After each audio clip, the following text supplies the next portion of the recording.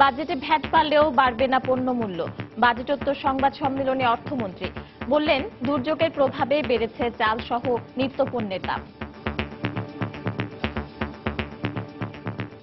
বর্তমান বাজেটে আগে যারা ভ্যাট দিতেন তাদের অনেকেই ভ্যাট দেবেন না, এবং ৮০ লাখ থেকে ১.৫ কোটি পর্যন্ত সংখ্যাটা ব্যাপক। এই ব্যাপক সংখ্যার উপরে আগে যে হারে ভ্যাটটা ছিল সেটা সেই হারে হচ্ছে না। সুতরাং এই কারণে আমি বলেছি যে দাম বাড়বে না। প্রস্তাবিত বাজেট চাপে ফেলবে মধ্য ও নিম্ন মধ্যবিত্তদের, মন্তব্য সিপিডির। উৎপাদন ব্যয় এবং ভোক্তা ব্যয় বৃদ্ধি, অপরদিকে যেভাবে চালের দাম বৃদ্ধি পাচ্ছে এবং যেহেতু তেলের দাম বা জ্বালানির দাম কমলো না, এই সব কিছু মিলিয়ে আগামী বছর মূল্যস্ফীতি বাড়ার আশঙ্কা রয়ে গেল। দেখছিলেন প্রধান শিরোনাম।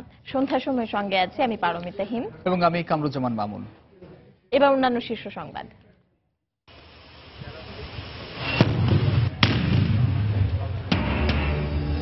নিষ্ক্রিয় করা হলো নারায়ণগঞ্জে পুলিশের অভিযানে উদ্ধার হওয়া বোমা ও গ্রেনেড, রকেট লঞ্চার ও রাইফেল জব্দ। আটক ৩, উদ্দেশ্য ছিল নাশকতার। ব্রিফিংয়ে আইজিপি। রাঙামাটিতে পাহাড়িদের ২ শতাধিক বাড়িঘরে আগুন। যৌথ বাহিনীর অভিযানে পরিস্থিতি নিয়ন্ত্রণে। দোষীদের বিরুদ্ধে ব্যবস্থা নেওয়ার দাবি পাহাড়ি ছাত্র পরিষদের। মহাসড়কে উন্নয়ন কর্মকাণ্ড আর খানাখন্দের কারণে এবারও ঈদ যাত্রায় দুর্ভোগের আশঙ্কা। ভোগান্তি কমাতে উদ্যোগ হাইওয়ে পুলিশের। রাজধানীতে ভ্রাম্যমাণ আদালতের অভিযানে জরিমানা গুনতে হল স্বপ্ন ও মিনাবাজারকে। নিম্নমানের সেমাই তৈরির অভিযোগে ৩টি কারখানার বিরুদ্ধে ব্যবস্থা। এবং বড় দলের পাশাপাশি নির্বাচনকে কেন্দ্র করে প্রস্তুত হচ্ছে ছোট রাজনৈতিক দলগুলো। অবস্থান শক্ত করতে চায় জোটে, সোচ্চার প্রভাবমুক্ত নির্বাচনের দাবিতেও।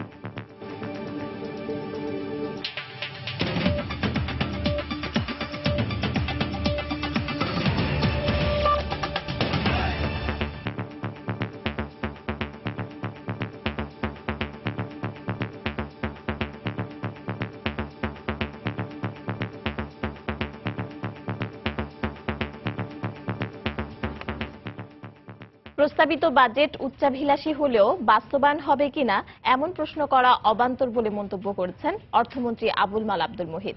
রাজধানীর ওসমানী স্মৃতি মিলনায়তনে দুপুরে বাজেট পরবর্তী সংবাদ সম্মেলনে কথা বলেন তিনি। অর্থমন্ত্রী বলেন, নতুন ভ্যাট কার্যকর হলেও পণ্যের দাম বাড়বে না।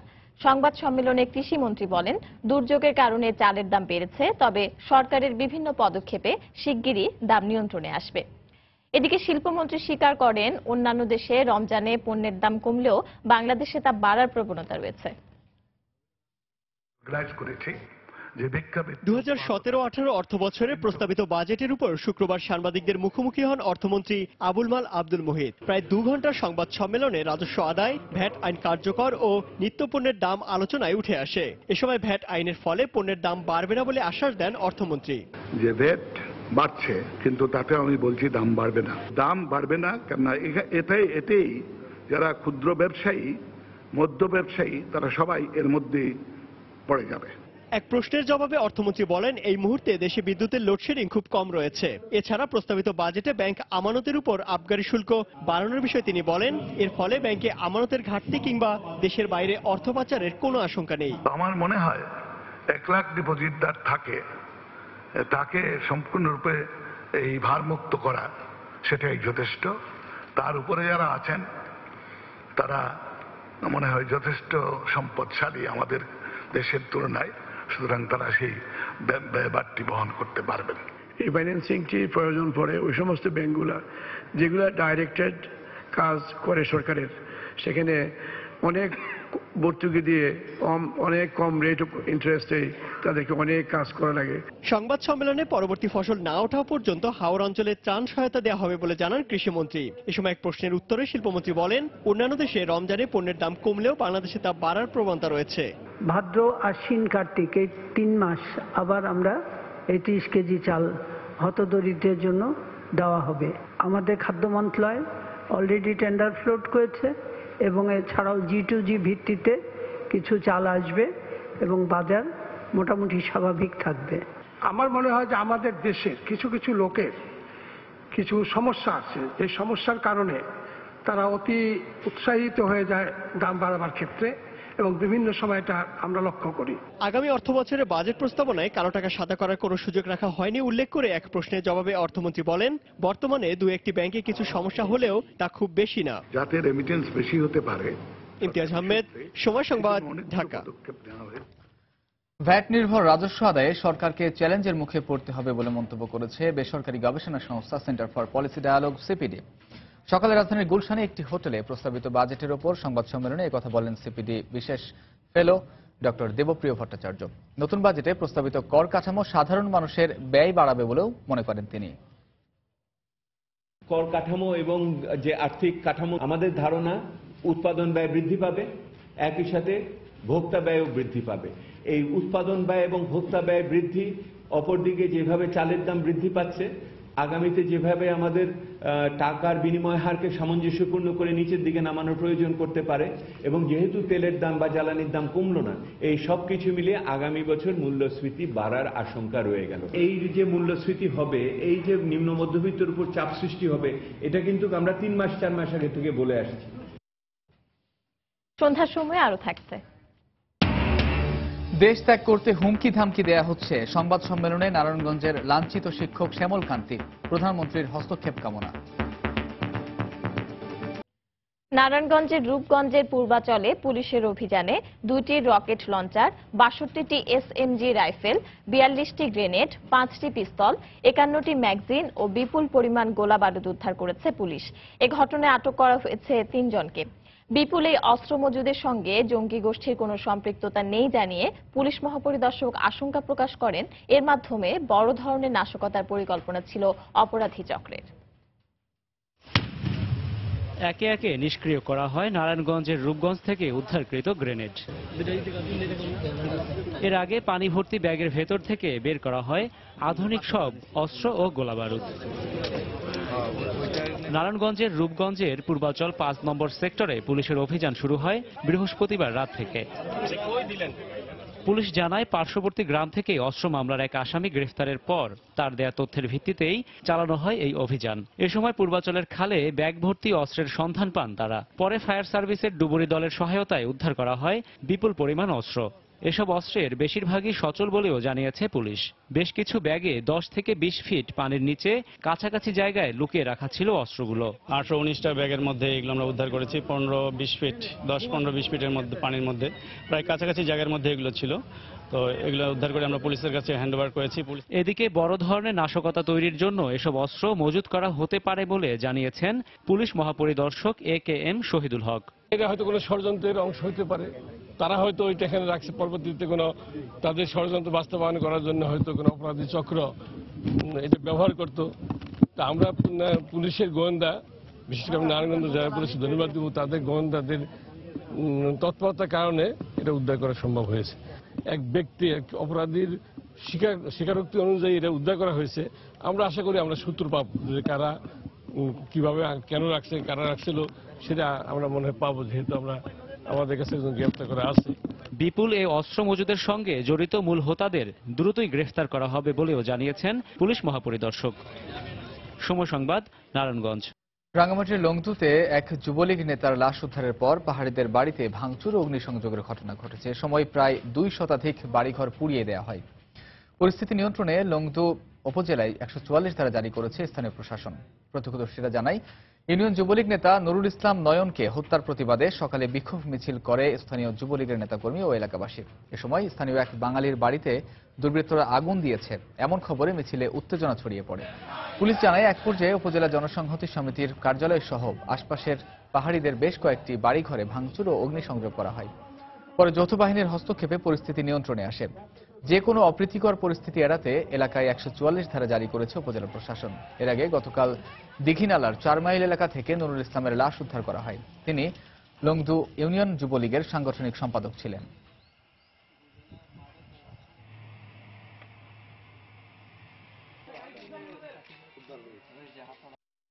যেটা হয়েছে এটা আইনানুগ ব্যবস্থা যেটা সেটা হবে, কিন্তু আপনারা অনেক এখানে বাড়িঘর পুড়ে গেছে এবং এটা যদি আপনারা আরো সামনে বাড়ায় তাহলে দেখবেন যে তারাও তো চেষ্টা করবে যে যারা আপনাদের বাড়ি পুড়ছেন তারাও তো চেষ্টা করবে আপনাদের বাড়ি পড়ার। অলরেডি বিভিন্ন জায়গায় আমরা তথ্য পেয়েছি যে এগুলি সরাই যাচ্ছে।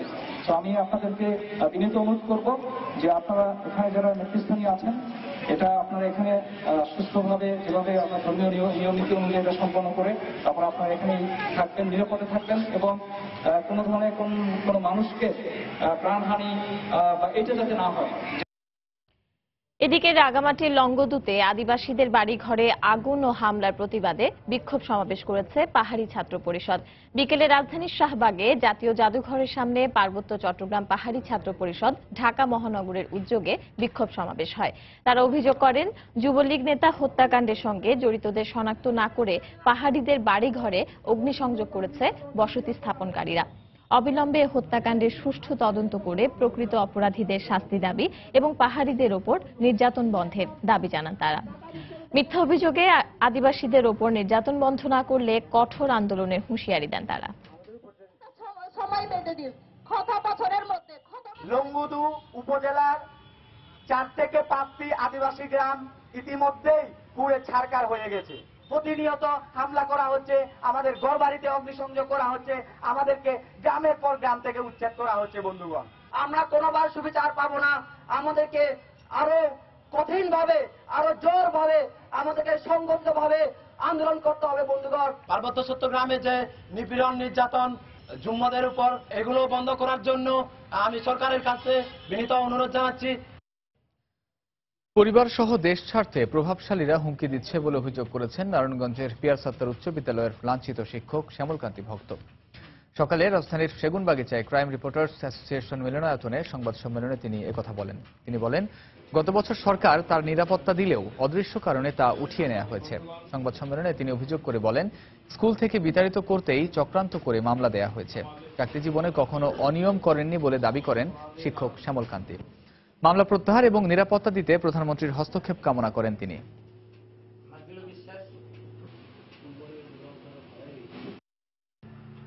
আমাকে সারাক্ষণ মেন্টাল টর্চারিং এ রাখা হচ্ছে। 1 এপ্রিল থেকে আমাকে যে সরকার যে নিরাপত্তা দিয়েছিল, সেই নিরাপত্তা কার হুমকিতে, কার নির্দেশে এবং কার জন্য তুলে নেওয়া হলো। আমার সংসার এখন ছিন্নভিন্ন হয়ে গেছে, বলতে গেলে ধ্বংসের পথে। আমি আতঙ্কিত আছি, কারণ ওই পরিবার আমাকে যে কোনো সময় নিঃশেষ করতে পারে। প্রকৃত যারা এই যে ষড়যন্ত্রকারী, এদের বিচার আমি দাবি করি। আমি মাননীয় প্রধানমন্ত্রীর কাছে দাবি করতেছি যে আমাকে যেন এই মিথ্যা মামলা থেকে প্রত্যাহার করে মিথ্যা মামলা এই খারিজ করে দেয়। সন্ধ্যার সময় আরো থাকছে। কক্সবাজারে ঘূর্ণিঝড় মোড়ায় ক্ষতিগ্রস্তরা চরম খাদ্য সংকটে। ত্রাণের জন্য দীর্ঘ লাইন, আরও ত্রাণ সরবরাহের দাবি।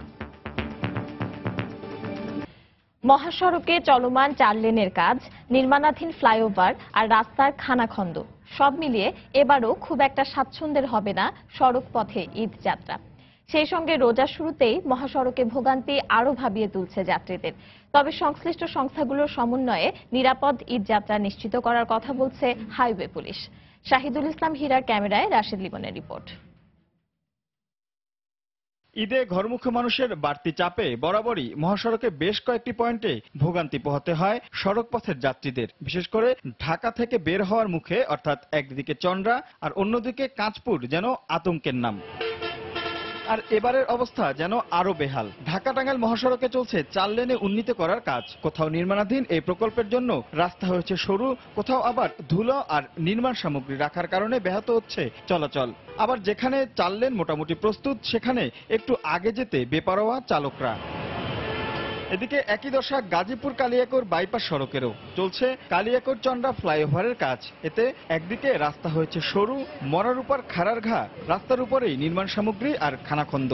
ভালো নেই চন্দ্রা মোড়ের অবস্থাও।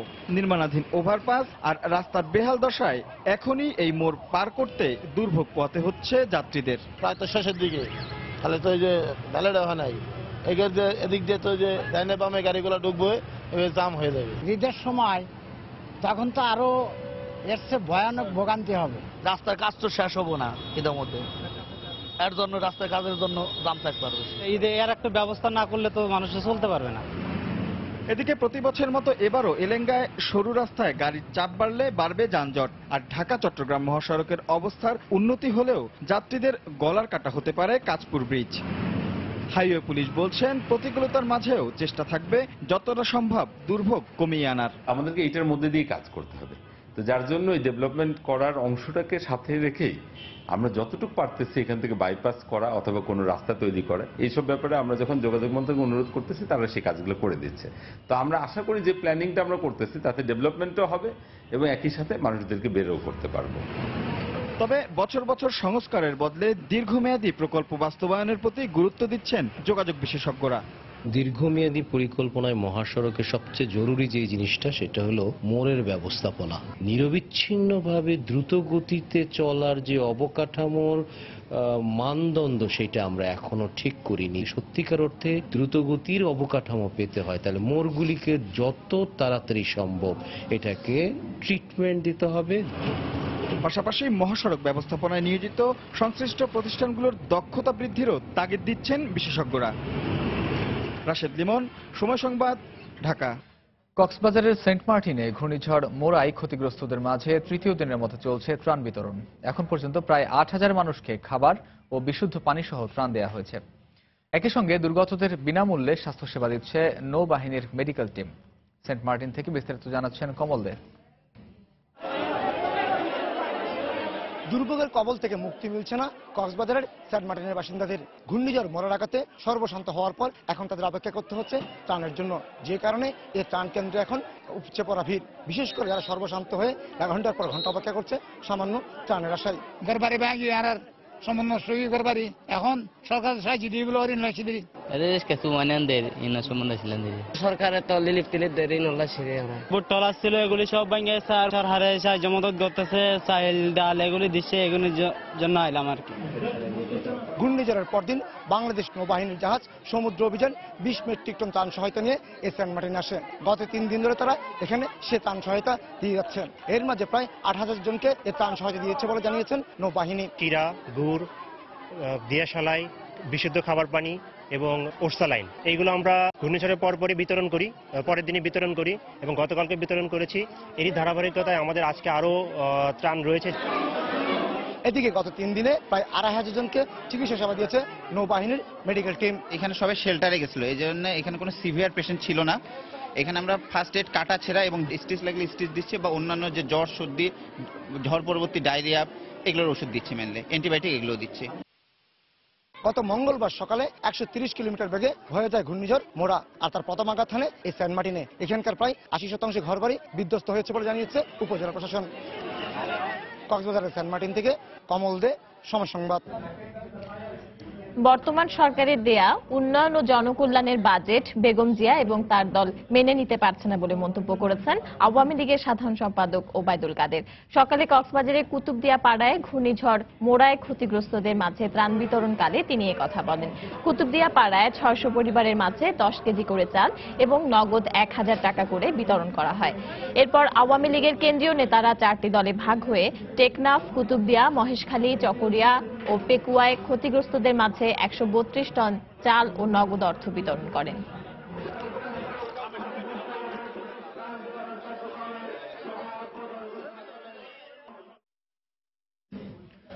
শুধু বড় দল নয়, নির্বাচনকে কেন্দ্র করে প্রস্তুত হচ্ছে ছোট রাজনৈতিক দলগুলো। দ্রুত সাংগঠনিকভাবে গুছিয়ে উঠে নির্বাচনের সময় নিজ নিজ রাজনৈতিক জোটে অবস্থান শক্ত করতে চায় দলগুলো। বসে নেই জোটের বাইরের ছোট দলগুলো। প্রভাবমুক্ত নির্বাচনের দাবিতে সোচ্চার হতে চায় কেউ কেউ। বিস্তারিত জানাচ্ছেন সালাউদ্দিন সুমন। একাদশ জাতীয় সংসদ নির্বাচনের জন্য প্রস্তুত হচ্ছে দেশের প্রধান দুই প্রতিদ্বন্দ্বী রাজনৈতিক দল আওয়ামী লীগ ও বিএনপি। সম্প্রতি এই নির্বাচনের খসড়া রোডম্যাপ ঘোষণা করেছে নির্বাচন কমিশন। এতে বড় দলগুলো যেমন নড়ে চড়ে বসেছে, তেমনি প্রস্তুতি গ্রহণে তৎপর হয়েছে জোটভুক্ত ও জোটের বাইরে থাকা ছোট দলগুলো। জাসদ ওয়ার্কার্স পার্টি, সাম্যবাদী দল সহ ক্ষমতাসীন আওয়ামী লীগের নেতৃত্বাধীন মহাজোটের শরিক অন্যান্য ছোট দলগুলো দৃষ্টি দিচ্ছে নির্বাচনী এলাকায়। এটা পার্লামেন্টারি ডেমোক্রেসি। পার্লামেন্টারি ডেমোক্রেসিতে আমরা জোটবদ্ধভাবে গেছি। আমাদের মৌলিক যে জায়গাটা রয়েছে যে 14 দলকে ক্ষমতায় রাখা, সেখানে আমাদের কোনো বিচ্যুতি হবে না। এদিকে নিজেদের গুছিয়ে নিয়ে নির্বাচনের আগেই সরকার বিরোধী আন্দোলনকে বেগবান করতে চায় এলডিপি, কল্যাণ পার্টি, ন্যাপ ভাসানী, ইসলামী ঐক্যজোট সহ বিএনপি নেতৃত্বাধীন 20 দলীয় জোটের অন্তর্ভুক্ত ছোট দলগুলো। বেগম জিয়া যখন আন্দোলনের ডাক দেবেন সহায়ক সরকার বাস্তবায়নের নিমিত্তে, সে সময় আমরা জোটে যারাই আছি, 19টি দল আছে বিএনপি বাদে, আমরা সকলেই আমাদের পক্ষ থেকে শ্রম দিব, সময় দিব, মেধা দিব, কর্মী দিব, যাতে করে আন্দোলনটি সফল হয়। সিপিবি, গণফোরাম, বিকল্পধারা সহ জোটের বাইরে থাকা অন্যান্য রাজনৈতিক দলগুলো ভাবছে নির্বাচন নিয়ে। দলগত প্রস্তুতির পাশাপাশি নির্বাচন কমিশনের স্বচ্ছতা নিশ্চিতে তৎপর হচ্ছে তারা। নির্বাচন কমিশন হলো আম্পায়ার।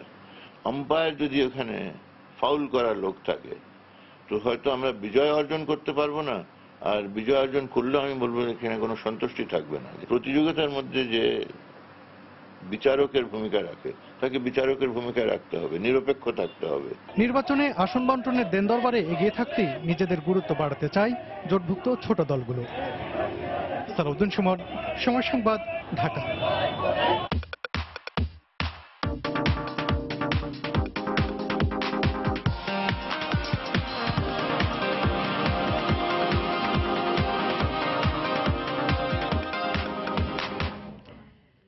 রোজার শুরুতেই জমে উঠতে শুরু করেছে রাজধানীর বিপণী বিতানগুলো।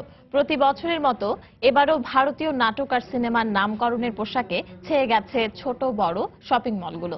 তবে উৎসবকে আরো রঙিন করতে উজ্জ্বল রঙের হাল ফ্যাশনের দেশীয় পোশাকের প্রতি ক্রেতাদের ঝোঁক বেশি। সামনের সপ্তাহ থেকে ঈদ বাজার আরো জমে উঠবে বলে প্রত্যাশা ব্যবসায়ীদের। সাদিয়া আফরিনের রিপোর্ট। বাহুবলী 2, রাখি বন্ধন, খোকাবাবু, জামাই রাজা আর পিচ্চি নান্নু। প্রতি বছরের মতো এবারও ভারতীয় বিভিন্ন সিরিয়াল আর ছবির নামে ঝলমলে পোশাকের পসরায় ঈদ আয়োজনে প্রস্তুত রাজধানীর বিপণী বিতানগুলো। জরি, পাথর, চুমকির কাজ করা জমকালো এসব পোশাকেই আগ্রহ ক্রেতাদের। ক্রেতা চাহিদার কথা মাথায় রেখেই পোশাকগুলোর এমন নামকরণ জানালেন বিক্রেতারা। অনেক কাজ করা থাকে, গর্জিয়াস, এর জন্য বেশি পছন্দ। বাবা মা, ভাই বোন, আত্মীয় স্বজন সবার কেনাকাটাই শেষ করে মানে ঈদের এক সপ্তাহ আগেই আর কি দেখা ছেড়ে চলে যাবো। বাহুবলী 2, যেমন বাহুবলীর নায়িকা আবান্তিকা, এই ধরনের ড্রেস বেশি চলে এবং আপনার স্টার জলসায় যেগুলো সিরিয়াল দেখায় ক্রেতারা এগুলি চাইতেছে। হিন্দি ছবির উপর নির্ভর করে ওগুলি চাইতেছে, বাংলাদেশের কোনোটাই চায় না। ক্রেতা সমাগম খুব একটা ছিল না, তবে এতে হতাশ নন বিক্রেতারা। এই সময়ে আবহাওয়া চলছে রোদ বৃষ্টির খেলা, আর তাই আবহাওয়ার এই খামখালির সঙ্গে আরামের কথা মাথায় রেখে দেশীয় কাপড়ের তৈরি পোশাকগুলোই পছন্দ করছেন বেশিরভাগ ক্রেতা। কালারগুলো ঋতুর সাথে খুব ভালো ম্যাচ করে, আর ড্রেসগুলো খুবই কমফোর্টেবল, সেজন্য প্রতি বছর এখান থেকেই কেনা হয়। আমাদের এগুলো দেশের পোশাক, বিভিন্ন বুটিক্সের কাজ থাকে, আর গর্জিয়াস ড্রেস আসলে সেভাবে ভালো লাগে না।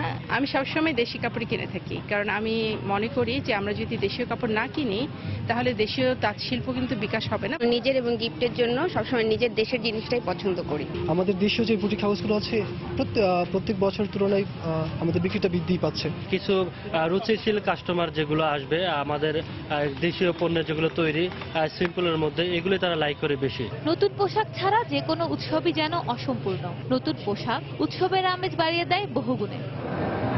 নিউ মার্কেট থেকে শুরু করে বড় বড় শপিং মল, আকাশ সংস্কৃতির প্রভাবে বাহারি নামের পোশাকগুলোকে ছাপিয়ে ক্রেতা আকর্ষণের প্রতিযোগিতায় দেশীয় পোশাকের চাহিদা বরাবরই শীর্ষে থাকে বলে জানালেন বিক্রেতারা।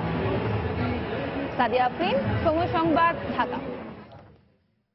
অস্বাস্থ্যকর পরিবেশে খাবার উৎপাদন, সংরক্ষণ, পণ্যের মেয়াদ উল্লেখ না থাকা সহ নানা অভিযোগে বিভিন্ন প্রতিষ্ঠানকে 5 লাখ টাকা জরিমানা করেছে ভোক্তা অধিকার সংরক্ষণ অধিদপ্তর। এর মধ্যে কামরাঙ্গীরচরের 3টি সেমাই কারখানাকে প্রায় 3 লাখ টাকা এবং 2টি রেস্তোরাঁকে 1 লাখ টাকা করে জরিমানা করা হয়। জরিমানা গুনতে হয়েছে মিনা বাজার ও স্বপ্নের মতো সুপার শপগুলোকেও। রোজা শেষে আসছে ঈদ, এ সময় বেড়ে যায় সেমাইয়ের চাহিদা। এই সুযোগে নিম্নমানের সেমাই তৈরি হচ্ছে বিভিন্ন কারখানায়। শুক্রবার ভোক্তা অধিকার সংরক্ষণ অধিদপ্তরের চালানো অভিযানে ফুটে ওঠে এমন চিত্র। অভিযানে কামরাঙ্গীরচরের 3টি সেমাই কারখানাকে মোট 2,80,000 টাকা জরিমানা করা হয়। মাছি সমানেই পড়ছে, প্লাস যেখানে উৎপাদন হচ্ছে সেখানে আপনার নোংরা পানি ছিল, যেখানে ওরা সেমাইটা ড্রাই করছে তার পাশে হচ্ছে আপনার কাপড় ঝুলিয়ে রেখেছে। নকল উৎপাদন করার কারণে দাম বেড়ে যাচ্ছে এবং ভোক্তারা প্রতারিত হচ্ছে। এই জন্য আমরা সেই প্রতিষ্ঠানকে আমরা নকলের দায়ে আমরা 1.5 লাখ করেছি।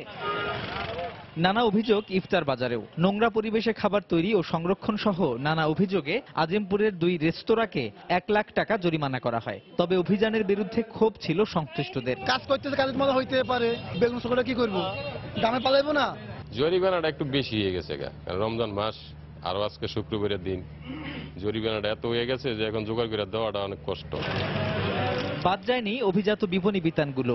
মেয়াদোত্তীর্ণ পণ্য রাখা ও পণ্যের গায়ে দাম উল্লেখ না থাকায় 80,000 টাকা জরিমানা করা হয় স্বপ্নকে। মিনাবাজারকেও 25,000 টাকা জরিমানা করা হয়। মেয়াদোত্তীর্ণ পণ্য রাখা দেয় স্বপ্ন এবং মিনাবাজারকে ভোক্তা অধিকার সংরক্ষণ আইনে 37 ধারায় মোড়কজাত পণ্যের গায়ে এমআরপি না থাকায় তাদেরকে জরিমানা করা হয়েছে। ঈদের আগ পর্যন্ত আমরা এই বাজার অভিযান পরিচালনা করব এবং বাজারে থাকব। এছাড়া যদি ভোক্তাদের কোনো অভিযোগ থাকে, বিশেষ অভিযোগ, তাহলে আমাদেরকে যদি তারা ইনফর্ম করে বা আমাদেরকে যারা জানায় উপযুক্ত প্রমাণ সহ আমরা সাথে সাথে ব্যবস্থা নিব। সিটি কর্পোরেশনের নির্ধারিত দামের চেয়ে বেশি দামে গরুর মাংস বিক্রি করায় এক দোকানকে 5,000 টাকা ও হাইড্রোস মিশিয়ে জিলাপি বানানোয় এক দোকানকে 10,000 টাকা জরিমানা করা হয়।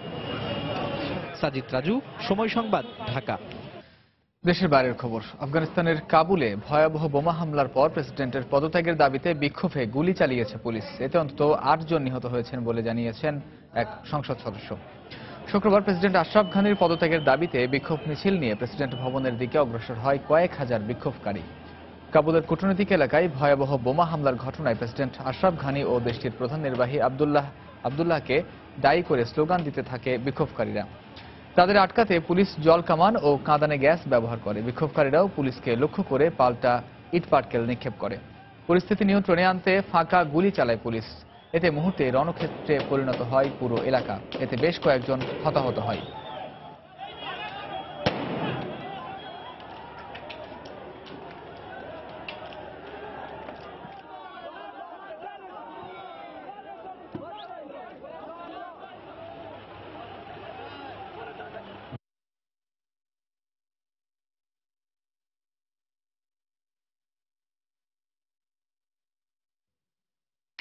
ঢাকা প্রিমিয়ার লিগের খবর।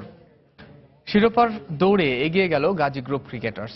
হাই ভোল্টেজ ম্যাচে আবাহনীকে 6 উইকেটে হারিয়েছে নাসির হোসেনের দল। এ জয়ে 24 পয়েন্ট নিয়ে এককভাবে টেবিলের শীর্ষস্থান পুনরুদ্ধার করল তারা। টস হেরে ব্যাট করতে নেমে দলীয় 27 রানে টপ অর্ডারের 3 ব্যাটসম্যানকে হারিয়ে বিপাকে পড়ে আবাহনী। 0 রানে আউট হন 2 ওপেনিং ব্যাটসম্যান সাইফ ও সাদমান। এরপর মিঠুন ও লিটনের 40 রানের জুটিতে গুছিয়ে ওঠার ইঙ্গিত দিলেও ব্যর্থ হয় আকাশী নীলরা। লিটন 30 ও মিঠুন সাজঘরে ফেরেন 28 রান করে। দলের পক্ষে সর্বোচ্চ 32 রান করেন আফিফ। গাজী গ্রুপের হয়ে নাসির ও মেহেদি 3টি করে এবং আবু হায়দার রনি 2টি উইকেট তুলে নিয়ে আবাহনীকে মাত্র 156 রানে থামিয়ে দেন। জবাব দিতে নেমে 15 রানে প্রথম উইকেট হারালেও বিজয় ও মুমিনুলের 36 রানের পার্টনারশিপে এগোতে থাকে গাজী গ্রুপ ক্রিকেটার্স। মুমিনুলের 21 ও বিজয়ের 41 রানে জয়ের পথ সুগম হয় তাদের। যদিও দলীয় 84 রানের চতুর্থ উইকেট পড়লে কিছুটা নাটকীয়তার শঙ্কা জাগে।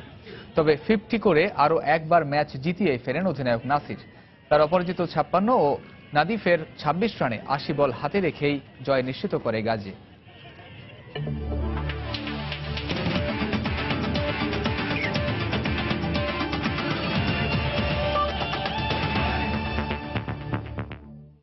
শেখ জামাল ধানমন্ডি ক্লাবকে 5 উইকেটে হারিয়ে ডিপিএল এর দারুণ জয় তুলে নিয়েছে প্রাইম ব্যাংক ক্রিকেট ক্লাব।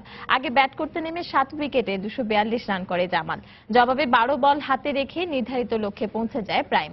সাভারের বিকে স্পিড 4 নম্বর মাঠে টস জিতে ব্যাট করতে নেমে দলীয় 100 রানেই 5 উইকেট হারায় শেখ জামাল। সেখান থেকে তানভীর হায়দার ও ইলিয়াস সানির 104 রানের জুটিতে ম্যাচে ফেরে কোচ দীপু রায় চৌধুরীর শিষ্যরা। 57 রান করে সানি ফিরে যাওয়ার পর মুহূর্তেই আউট হন 58 রান করা তানভীরও। এরপর মেহেদি রানার 21 রানে ভর করে প্রাইমকে 243 রানের টার্গেট ছুড়ে দেয় শেখ জামাল। জবাবে দলীয় 10 রানেই শাহনাজের উইকেট হারালেও মেহেদি মারুফ আর জাকির হোসেনের 115 রানের জুটিতে উড়ন্ত সূচনা পায় প্রাইম ব্যাংক। 49 রানে ফজলে মাহমুদ ফিরে গেলেও দারুণ সব শটে লিস্ট এ ক্যারিয়ারের 5ম সেঞ্চুরি তুলে নেন মেহেদি মারুফ। থামেন 127 রানে। পরে পাকিস্তানি রিক্রুট রাফাতুল্লাহ ও আসিফ আহমেদের ব্যাটে জয় নিশ্চিত হয় খালেদ মাসুদ পাইলট শিষ্যদের। সন্ধ্যার সময় পর্যায়ে জানিয়ে দিচ্ছি শীর্ষ সংবাদগুলো আরেকবার। বাজেটে ভ্যাট বাড়লেও বাড়বে না পণ্য মূল্য। বাজেটোত্তর সংবাদ সম্মেলনে অর্থমন্ত্রী বললেন, দুর্যোগের প্রভাবে বেড়েছে চাল সহ নিত্য পণ্যের দাম।